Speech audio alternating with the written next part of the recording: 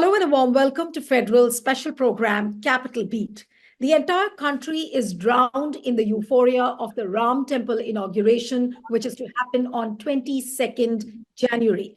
It seems that every Indian's dream, or rather, I would say, the New Year resolution is to visit Ayodhya in 2024. But the million-dollar question is, where are issues like price rise, joblessness, inflation, economy not doing well, attack on minorities, and to top it all, the foreign policy also looks like in a complete disarray with smaller nations like Maldives ending up embarrassing India. Now, with the media, which is almost captured by the government, opposition looking in a complete disarray because the India alliance meetings, realistically speaking, are not heading anywhere. Where is this nation headed to? And what are the times we are setting in for? Joining me now is Pavan Varma, former diplomat, author, columnist, and also former Rajya Sabha MP. So thank you so much for joining and welcome on the Federal.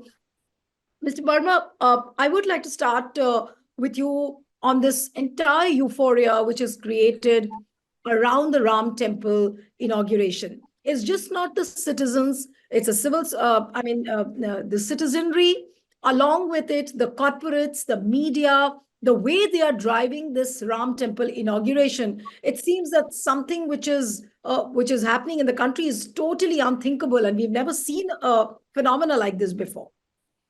You see, I think to some extent that could have been predicted because the Ram temple is coming up in Ayodhya after a struggle of, if not centuries, at least decades. And fortunately, on this occasion, it is coming up as a consequence of a Supreme Court judgment.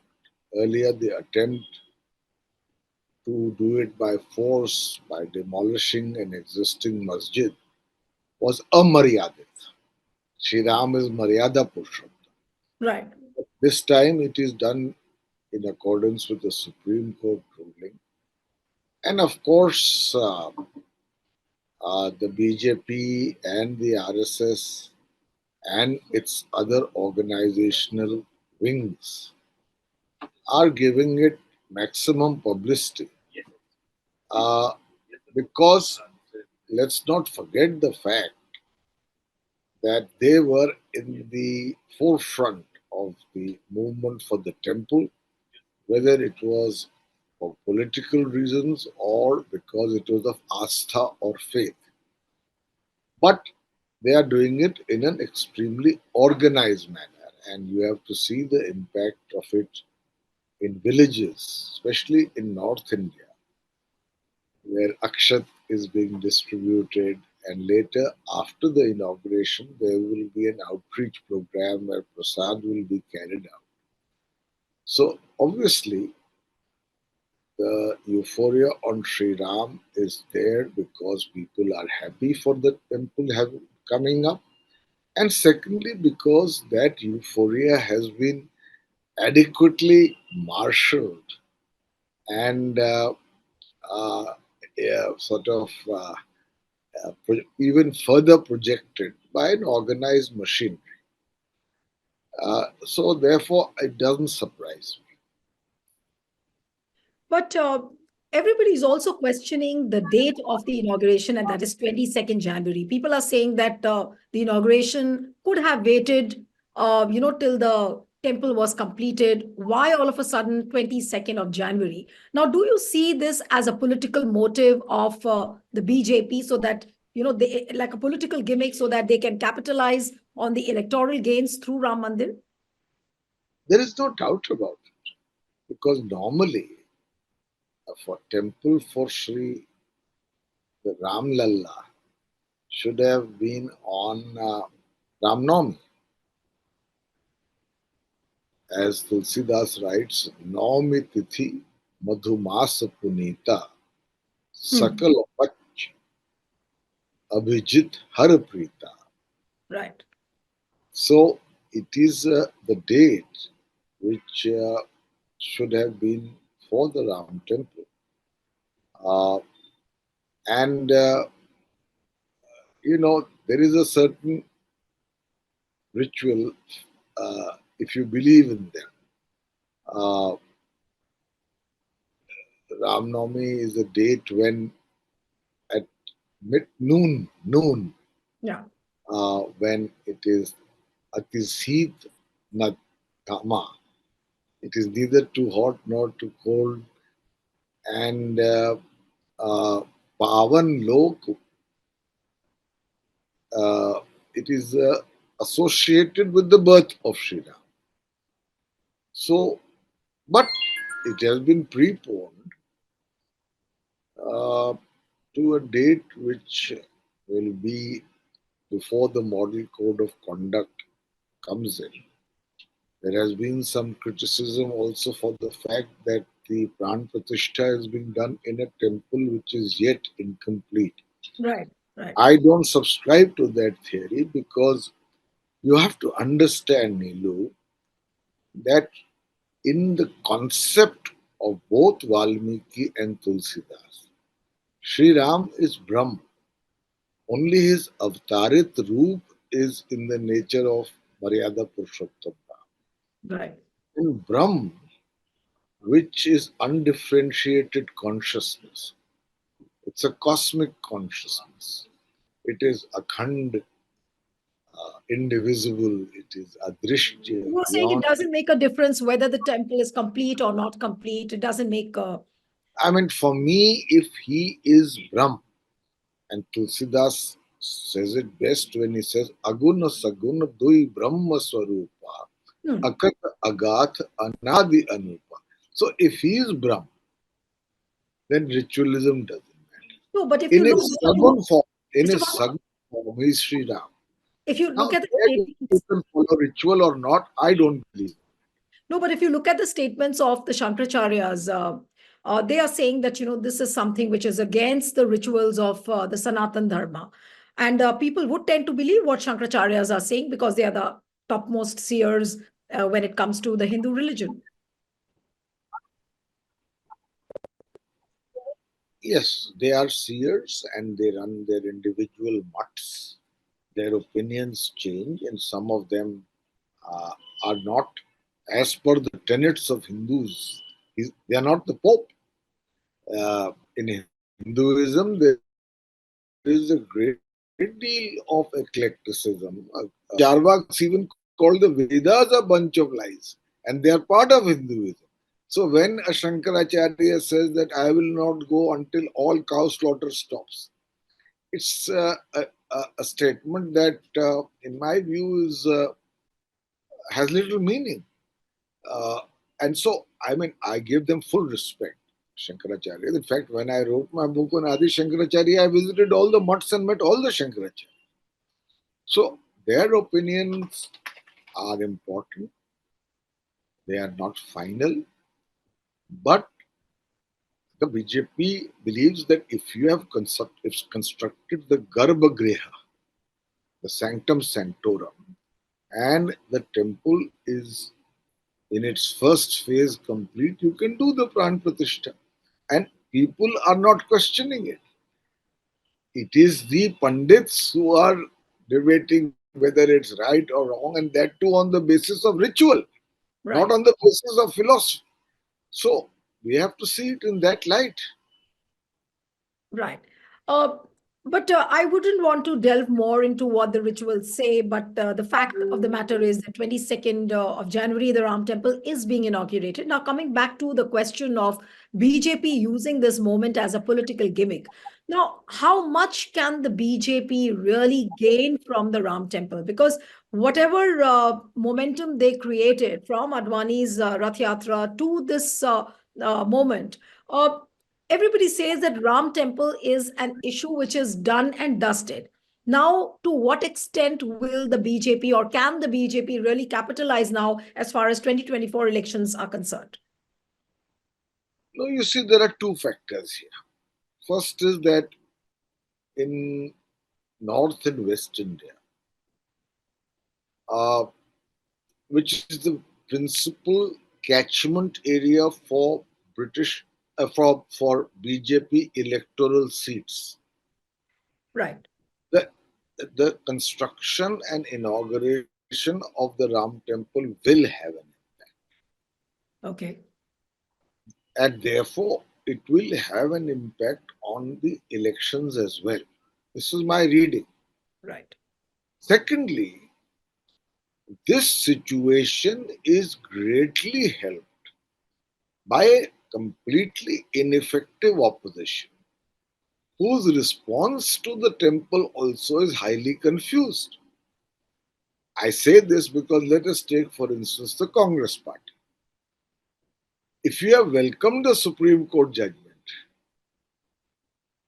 then you're saying either I will go or I won't go, or saying that it is being done for political reasons, or trying to divert attention by the Nyay Yatra. All of this makes little sense. Actually, all opposition parties should have claimed Ram as someone who belongs to the whole country and not to the BJP. But by boycotting it or saying I we won't go after welcoming the Supreme Court judgment is a contradiction in terms. Hmm.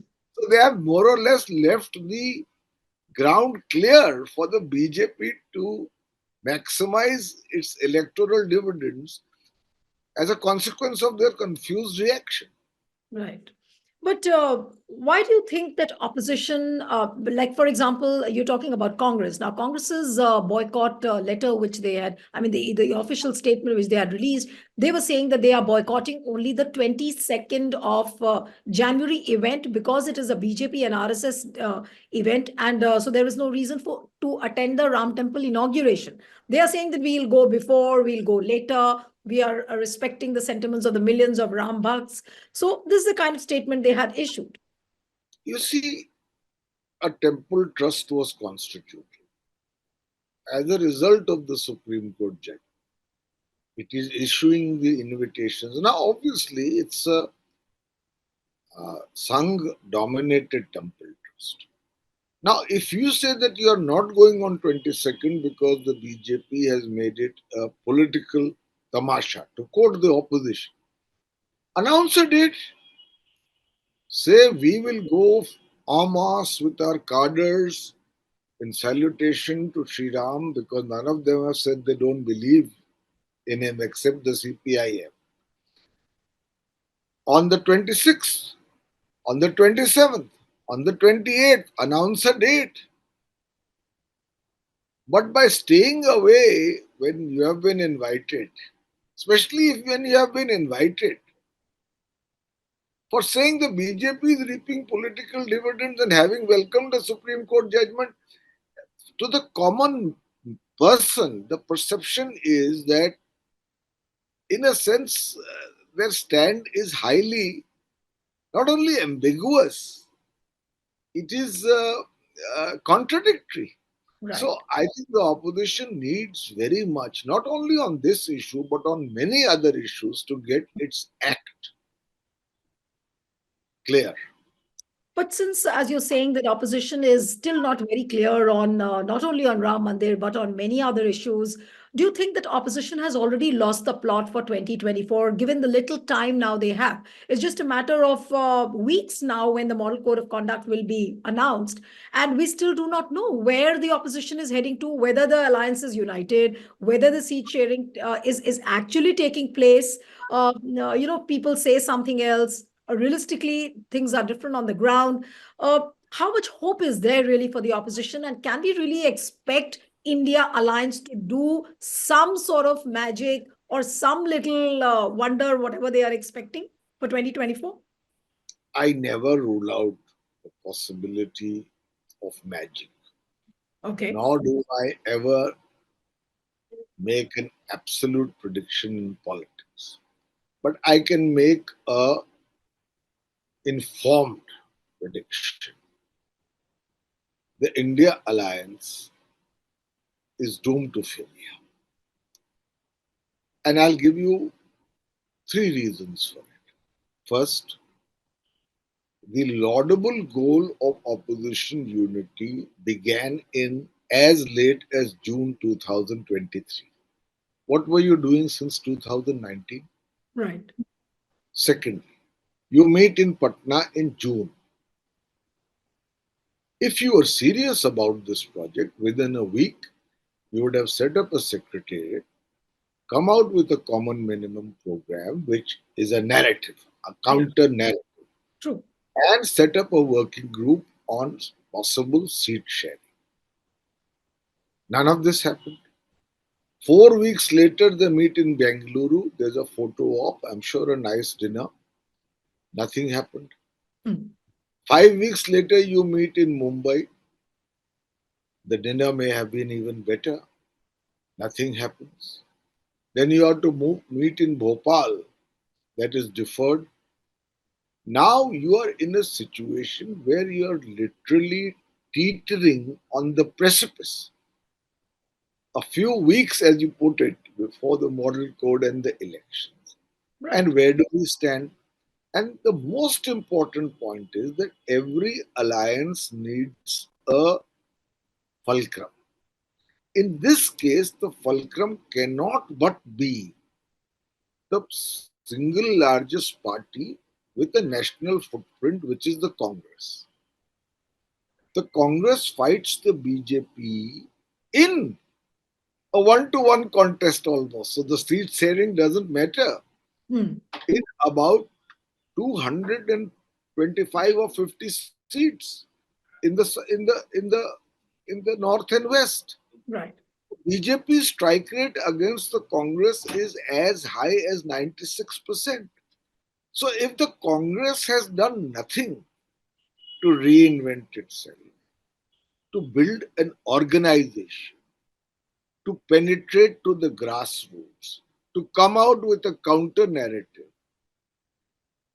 and continues in the same way as the recent elections in the north in Rajasthan, Madhya Pradesh, Chhattisgarh, etc. showed. What is the purpose of an India alliance? Especially when you are now actually, and this is my last point, perennially fighting with each other, and that too in public. You have not got a convener yet. Right. That's true. That's So, true. so I finally think the India Alliance will break up into constituent units where strong regional parties will fight on their own to defend their turf against the BJP. And the dream of a pan India opposition, in the absence of any concrete work being done for a sustained period of time, to my mind, it gives them no hope. Very true. And it's actually very disappointing, but you really pointed out the real picture, which is the way things are unfolding. But as you said, that eventually it seems that, the regional parties will be fighting on their own.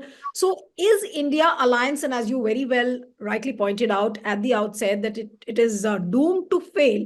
So do we see the political parties fighting a solo battle, Mr. Varma, in a way? Congress will go solo, Samajwadi Party will go solo, JDU will have its own fight, or maybe in Bihar there is some kind of a Gadbandhan, because there is a Gadbandhan government over there. So, do we see the things moving in that direction now? It's very clear.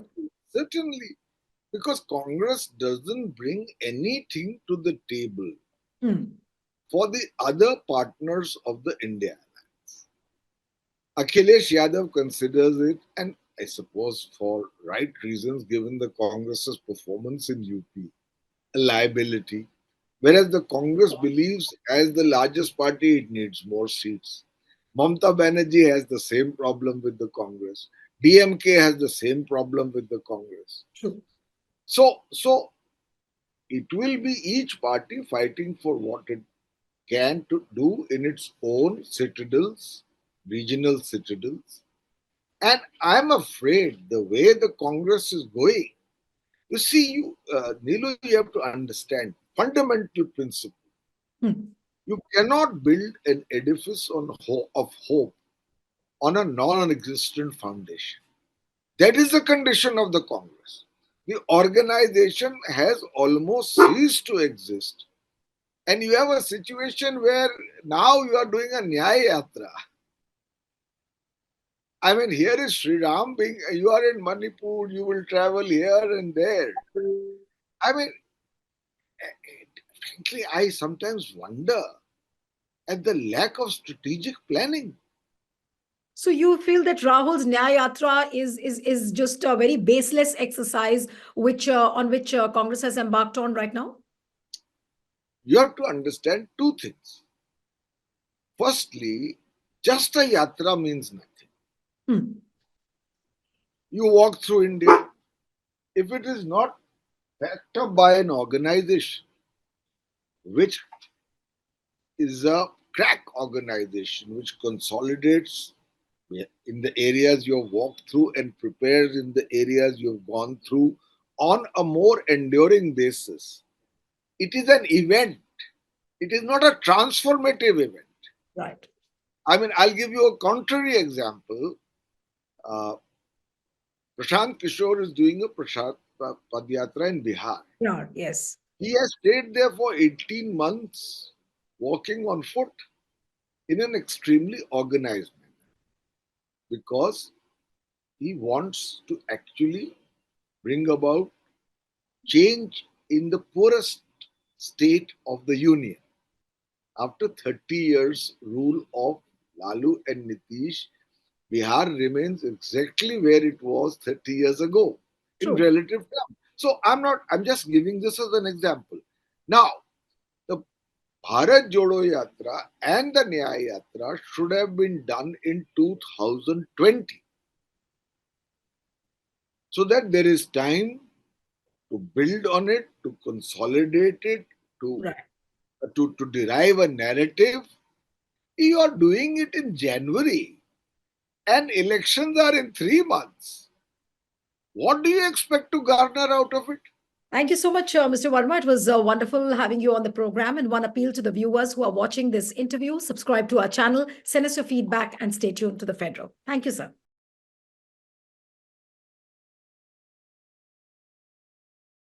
Subscribe to the Federal's YouTube page for more news and updates.